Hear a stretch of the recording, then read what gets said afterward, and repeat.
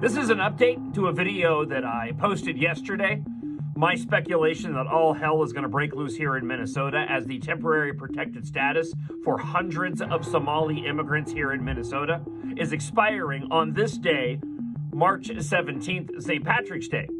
I did a little bit more digging as I was prepping for the show this morning because there still is no local news coverage over this. I found stories of when President Donald Trump moved forward to end the temporary protected status back in January when Minnesota was dominating the national news headlines over revelations that some 80 to 90% of the upwards of $19 billion in fraud was being committed by members of the Somali community. Well, it turns out that on Friday, I found one story where a former President Barack Obama appointed judge put in a temporary block to the expiration of the temporary protected status that again was supposed to start today. Now, what's ridiculous about this is the fact that the judge admits that one, it's temporary to allow the individuals who might be affected by this to get their affairs in order, but also acknowledges the fact that she's sticking her nose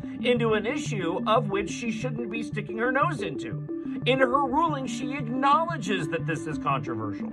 The truth of the matter is, it's just another example of Trump derangement syndrome. Why? Because if this judge actually cared about immigrants here in Minnesota, they would have put that temporary block in place a month and a half ago to allow Somali immigrants to go and deal with this. Now, there's a temporary block. This may help a few people, but what about the Somali immigrants here in Minnesota that may, out of fear of being deported, may have already self-deported? This judge doesn't care about the rule of law. They just care about thumbing their nose or putting up their middle finger to President Donald Trump. Eventually, this is going to go through, and wait, when it does and the deportations start, my other prediction will come true. This will more than likely be worse than Operation Metro Surge. Hey guys, I'm in New York City for the weekend, but that doesn't mean the Minnesota updates stop. I've got 3 updates for you, all regarding judicial rulings. The first ruling is that a judge on Friday has postponed the ending of TPS for the Somali community here in Minnesota and across the country. This is great news. If you saw my March 12th update, you'll know that we were very worried about the actions of the Frozen Water Army and the ending of TPS for our Somali community. Now, this doesn't mean that we're out of the woods yet because litigation is ongoing, but I am hopeful. Major breaking news, guys. Somalians are suing Trump. And the Somalians in Minnesota literally tagged this as policy based on racist, blah, blah, blah. Now, recall that Trump has literally been telling Somalians to go if you are illegal in the country. And at the same time, he is going to take their protective status, blah, blah, blah. And also recall that I brought a video where Somalians were literally saying that America should give them reparation, and of which, for me, that is a no-no, right? So, right now, they went to Boston, I hope I'm pronouncing that well, and they are suing Trump.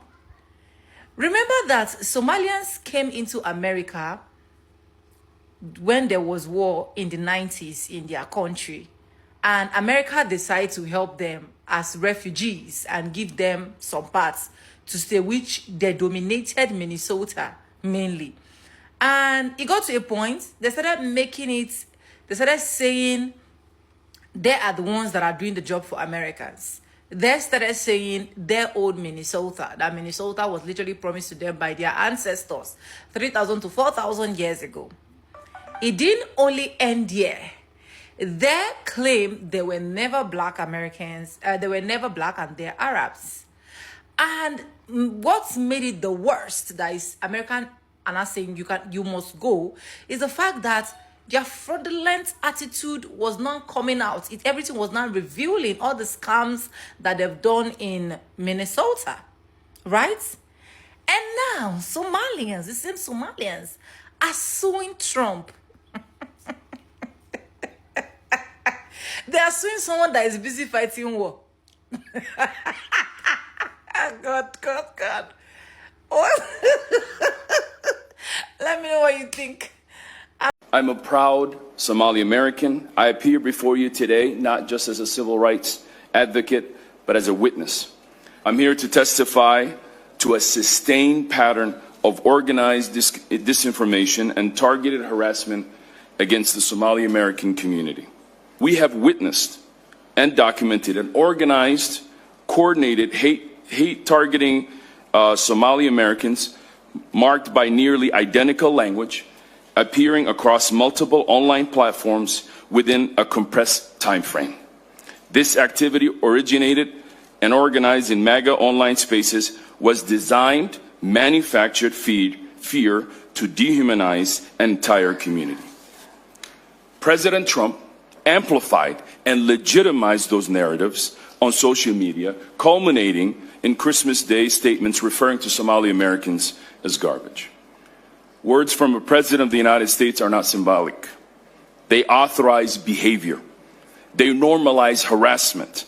They escalate threats, and they lower the barrier to violence. My community, we are health workers, drivers, teachers, laborers, entrepreneurs, engineers, public servants. In fact, at the lowest number that ICE knows, 95% of our community are either lawful residents or U.S. citizens. In fact, 51% of our population are born here. Somali Americans do not belong here because of our economic productivity. We belong here because we are Americans. ICE enforcement targeting our community has been significant. Right now, tensions are exploding across communities as thousands of Somali immigrants in the United States face the threat of deportation, and the backlash is getting louder by the day. Families are speaking out, advocates are warning of serious danger, and now the federal judge has just stepped in the last minute. But here's the question nobody's asking. Was this ever about safety or something much bigger? Welcome back to my channel. Thanks for sticking with us. If you're new here, this is a safe space for real conversations about real situations. Hit that subscribe button and turn on your notifications so you never miss a video. Stay with me because what's happening right now could impact immigration policy across America. Trump is scapegoating a tiny piece of the population, some of the most vulnerable people in our country. But Trump based his order on a report whose author has made it clear that his goal is to denaturalize and deport as many Somali Americans as possible. This is not about crime. It's not about safety. This is about purging people like me from this country. Minnesota has always been a welcoming place for people fleeing a home country that is blasted by war, poverty, and hunger.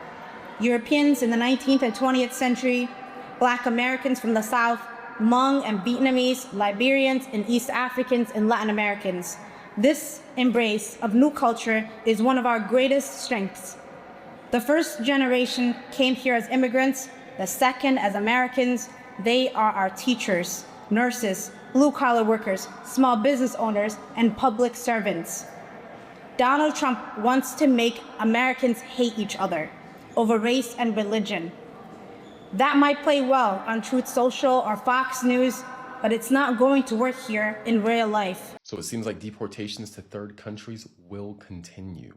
A federal appeals court has temporarily allowed the Trump administration to continue deporting certain migrants to third countries while a legal challenge proceeds. The ruling came across the U.S. Court of Appeals for the First Circuit, which stayed a lower court's decision that blocked the policy. This means the Department of Homeland Security can continue deportations to countries other than a migrant's country of origin. For example, let's say a country will not take back the migrant that illegally migrated to our country.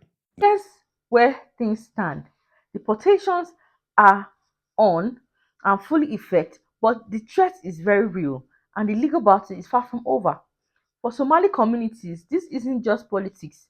This is about families, safety, and survival. And depending on how this plays out in court, it could set a major precedent for how the US handles the immigration going forward. Let me know your thoughts in the comments. Should protection stay in place or should the policy move forward?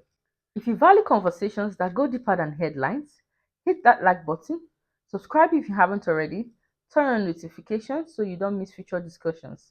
This channel exists because of you, and conversations like this matter because you engage. Thank you for watching. Stay informed, stay compassionate, and most importantly, stay active in the dialogue. I'll see you in the next one. Bye.